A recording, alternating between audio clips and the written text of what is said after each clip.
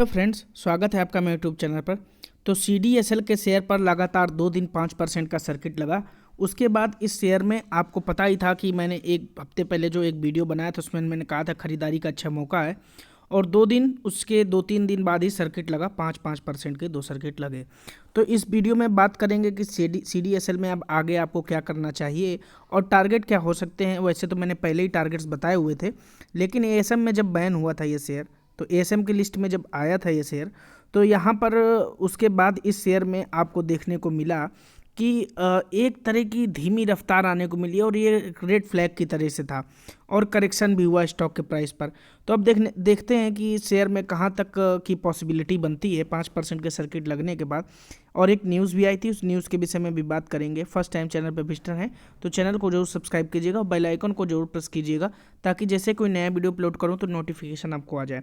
तो देख सकते हैं आप 62 रुपये ऊपर रहा, 5% का सर्किट लगा है।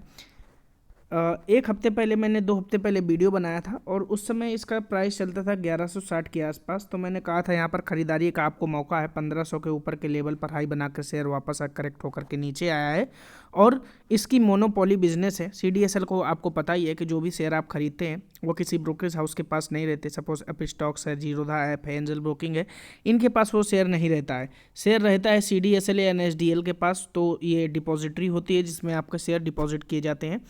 कल को कोई ब्रोकर भाग भी गया तो आपके शेयर किसी ब्रोकर के पास नहीं रहते। लेकिन NSDL रजिस्टर्ड नहीं है, शेयर मार्केट में लिस्टेड नहीं है, इसलिए CDSL रजिस्टर्ड है। तो इसकी एक मोनोपोली जैसी बिजनेस की स्थिति हो जाती है। इसको लेकर मैंने एक वीडियो बनाया था। मैंने कहा था कि इसमें 10,000 तक जाने की ताकत है और आपका पैसा 100 गुना कर सकता है। आप देख सकते हैं कि 5% के 2 अपर सर्किट लग चुके हैं। अभी इसको एक नया बिजनेस मिला है ई-साइन सर्विसेज का। तो आप ये यहाँ पर ये न्यूज़ देखिए कि company subsidiary receive the approval from the controller of certifying authorities to provide e sign services. तो इसके बाद ये जब न्यूज़ आई तो न्यूज़ के बाद ये आप 2 दिन की आप देख ही सकते हो सर्किट लगे। एक भी व्यक्ति ऐसा नहीं था जो एक भी शेयर बेचने को तैयार हो। सब लोग दबा करके बैठे थे और 100% यहाँ पर लगे हुए थे बाई के लिए। सेल के लिए एक भी शेयर बेचने को कोई तैयार नहीं था।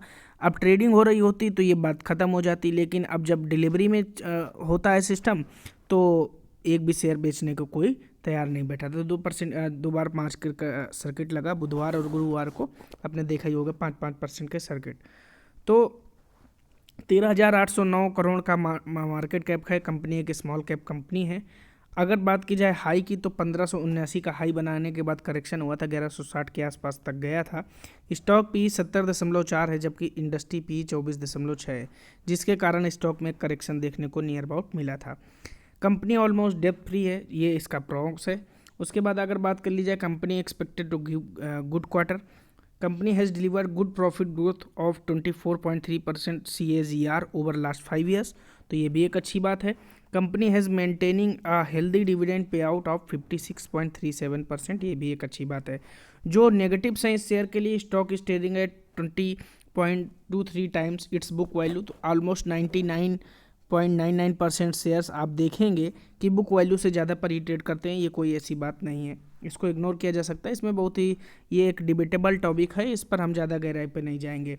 Promoters holding has decreased over last 3 years, यानी पिछले 3 सालों में प्रोमोटर की होल्डिंग 4% से भी ज़्यादा गिरी है। सेल्स की बात करें तो स्मॉल कैप कंपनी है।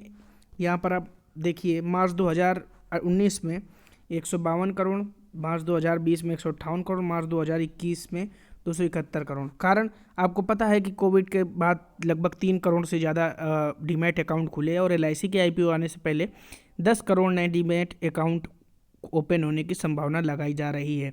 डीमैट अकाउंट ओपन होंगे तो शेयर कहीं ना कहीं किसी न किसी डिपॉजिटरी में, तो NSDL में, तो CDSL में जाएंगे, जिसके कारण इस शेयर में एक उछाल देखने को मिला था और यहाँ पर के इनकी सेल्स भी बढ़ी थी। यहाँ पर आप देख सकते हैं प्रॉफिट की बात करें तो इस साल मार्च 2021 में प्रॉफिट इनका 2 गुने से भी ज़्यादा हुआ और 206 करोड़ का प्रॉफिट हुआ। कंपनी का आप देख सकते हैं compounded sales growth last 10 years में 10% से है, 5 सालों में 22% है।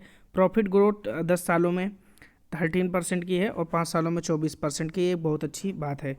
स्टॉक CAGR की बात करें तो क्योंकि 3 साल में आप देख सकते हैं स्टॉक CAGR 72% से, और ये पिछले 1 साल में 3 गुने तक रिटर्न दे दिए हैं।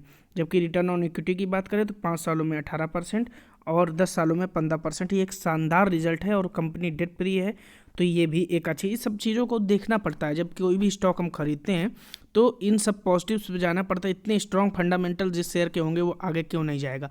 इतने स्ट्रॉन्ग फंडामेंटल वाले स्टॉक और स्मॉल कैप कंपनी की तेज़ी से बढ़ने की संभावना हमेशा रहती है।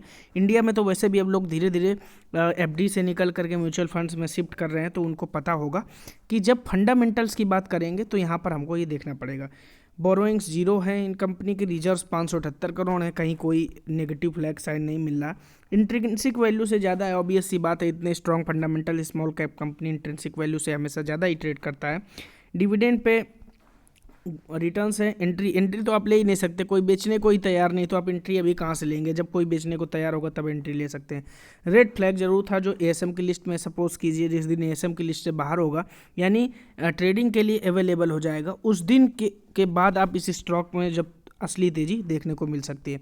मुझे लगता है जब मैंने इसमें सजेशन दिया था और मैंने बहुत अच्छी अच्छी बातें भी कही थी, इतने स्ट्रॉन्ग फंडामेंटल भी डिस्कस किए थे, आपको इस शेयर को ले लेना चाहिए था। अगर नहीं ले पाए हैं तो अब इंतजार कीजिए जब कोई बेचने को तैयार होगा। कैसा लगा वीडियो कमेंट बॉक्स में जो बताइएगा, और फर्स्ट टाइम चैनल पर विजिटर थे तो चैनल को जो सब्सक्राइब कीजिएगा। Thank you for watching. जय हिंद।